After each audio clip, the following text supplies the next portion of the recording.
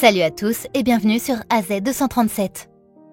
Avec son sourire éclatant, ses boucles blondes et son exubérance inébranlable, Shirley Temple a chanté, dansé et joué la comédie pour conquérir le cœur des cinéphiles pendant la Grande Dépression et au-delà.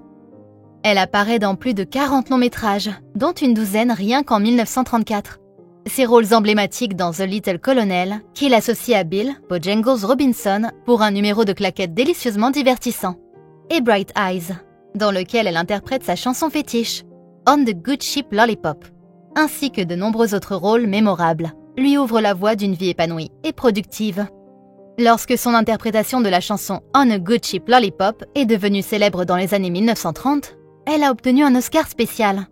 Elle était l'enfant acteur le plus important de son époque, recevant un Oscar spécial et jouant dans des films comme Bright Eyes et Heidi. Elle a repris quelques rôles d'actrice à l'âge adulte avant de se lancer dans la politique, devenant une diplomate américaine pour les Nations Unies. Elle est décédée le 10 février 2014, à l'âge de 85 ans, en Californie. Regardons son histoire. Mais avant de commencer, j'aimerais vous rappeler qu'après avoir regardé cette vidéo, vous pouvez faire un tour sur notre chaîne pour découvrir de nombreuses histoires à la fois incroyables, intéressantes et émouvantes.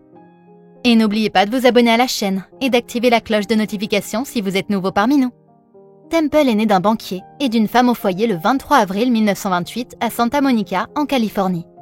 Elle n'a que 3 ans lorsqu'elle décroche son premier contrat avec Educational Pictures Inc., pour qui elle travaille en 1932 et 1933. Son père était un caissier de banque, qui travailla ensuite comme manager et conseiller financier de sa fille lorsqu'elle devint célèbre. Elle apparaît dans un court-métrage intitulé Baby Burlesque, puis dans un film intitulé Frolics of Youth, qui lui vaudra d'être engagée par la Fox Film Corporation pour un salaire de $150 par semaine. À l'âge de 6 ans, l'actrice en herbe apparaît dans son premier long-métrage hollywoodien, Carolina. Une autre sortie de la Fox de cette année-là a fait d'elle une star, Stand Up and Cheer. Elle apparaît dans 8 autres longs-métrages cette année-là, dont Little Miss Marker et Bright Eyes. Le premier de ces films est particulièrement remarquable, car il s'agit de son premier rôle principal. La jeune actrice, chanteuse et danseuse aux boucles dorées rebondies en tire-bouchon et à l'optimisme contagieux, s'avère être une sensation du jour au lendemain et une source de revenus importante pour le studio. En 1934, l'Academy of Motion Pictures Arts and Science lui a décerné un Oscar spécial miniature en reconnaissance de sa contribution exceptionnelle au divertissement à l'écran au cours de l'année 1934. Malheureusement, à l'âge adulte, elle ne pourra pas se prévaloir de la popularité accumulée.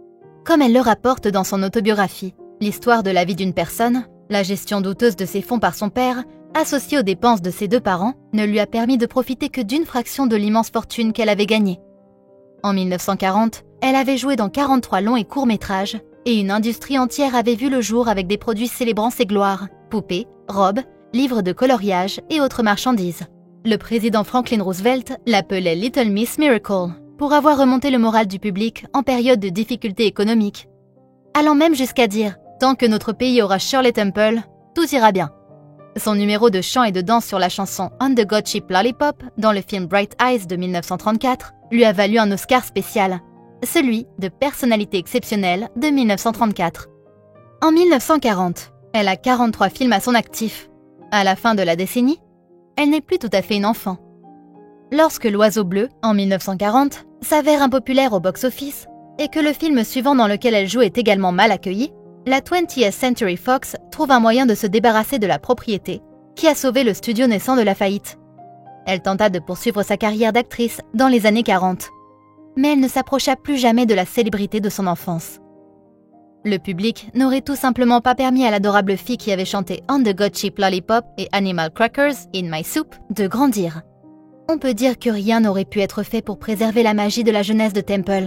Pourtant, ses luttes permanentes à l'âge adulte allaient prouver qu'elle était aussi héroïque dans sa propre vie qu'elle l'avait été à l'écran. Un premier mariage difficile avec l'acteur John Agar la mena à mûrir rapidement. Presque immédiatement après, elle se rendit compte que ses parents avaient cherché à défendre leurs intérêts plutôt que les siens. Alors que son travail dans le monde du spectacle s'essoufflait, elle recentra ses efforts sur une carrière dans le service public. En 1967, elle se présenta sans succès à un siège au Congrès des États-Unis. De 1969 à 1970, elle fut ambassadrice des États-Unis auprès des Nations Unies. Elle est nommée ambassadrice au Ghana en 1974. 2 ans plus tard, elle devient chef du protocole des États-Unis un poste qu'elle occupera jusqu'en 1977.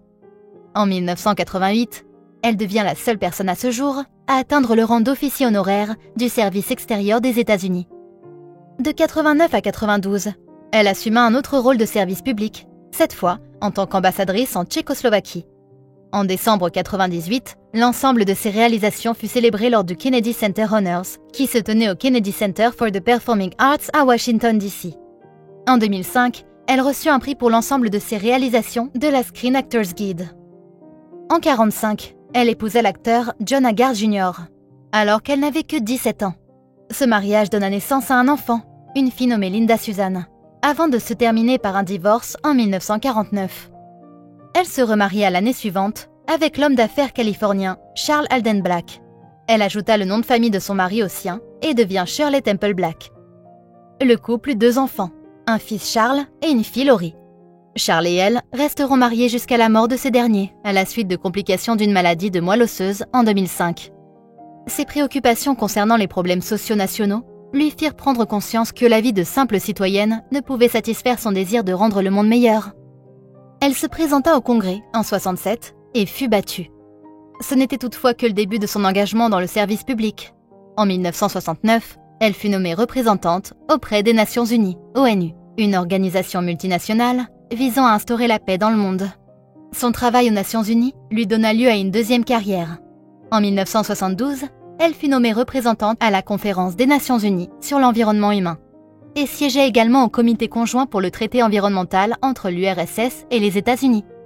L'année suivante, elle fut nommée commissaire des États-Unis auprès de l'Organisation des Nations Unies pour l'éducation, la science et la culture, l'UNESCO. Elle surmonta un grand défi en 1972 lorsqu'elle combattit avec succès un cancer du sein. Lorsqu'elle révéla publiquement qu'elle avait subi une mastectomie, ablation chirurgicale d'un sein, elle donna du courage à des millions de femmes. 2 ans plus tard, elle fut nommée ambassadrice au Ghana, où le peuple de ce pays l'accueillit chaleureusement. Dans toutes ses fonctions diplomatiques, son intelligence et son esprit contribuaient grandement à la réputation de son pays et à son positionnement dans le monde. Le président démocrate Jimmy Carter, 1924, rendit hommage à son tact et à son goût irréprochable lorsqu'il fit d'elle son choix. Madame Black a été républicaine toute sa vie. Pour organiser son inauguration, prestation du serment en tant que président et son bal inaugural en 1977. En 1981, elle était un tel pilier de la communauté du service public qu'elle devint l'un des membres fondateurs de l'American Academy of Diplomacy. En 1988, elle fut nommée officier honoraire du service extérieur des États-Unis, la seule personne à avoir ce rang. Elle fut ensuite ambassadrice des États-Unis en Tchécoslovaquie, aujourd'hui connue sous le nom de République tchèque et Slovaquie, de 1989 à 1992. De tels honneurs sont en fin de compte la véritable mesure de la signification de sa carrière. Au cours de sa vie de service dans les arts et la vie publique, elle fit preuve de l'esprit d'abnégation et de travail acharné auquel les Américains aspiraient depuis des générations. Elle est considérée comme une véritable héroïne américaine. L'ensemble de ses réalisations a été dûment honoré le 6 décembre 2001, lors d'une cérémonie au Kennedy Center for the Performing Arts de Washington. Elle est décédée le 10 février 2014, à son domicile, près de San Francisco, en Californie. Elle était âgée de 85 ans. En mars 2014, son certificat de décès indiquait que la cause de sa mort était une pneumonie et une maladie pulmonaire obstructive chronique, MPOC. Après son décès, sa famille et ses soignants ont publié une déclaration rédigée comme suit.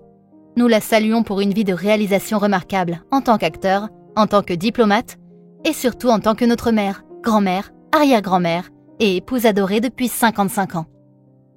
Quelle est votre opinion au sujet de cette histoire? Dites-le nous dans les commentaires. Si vous avez aimé cette vidéo, alors cliquez sur le bouton j'aime et partagez-la autour de vous. À très bientôt sur AZ237.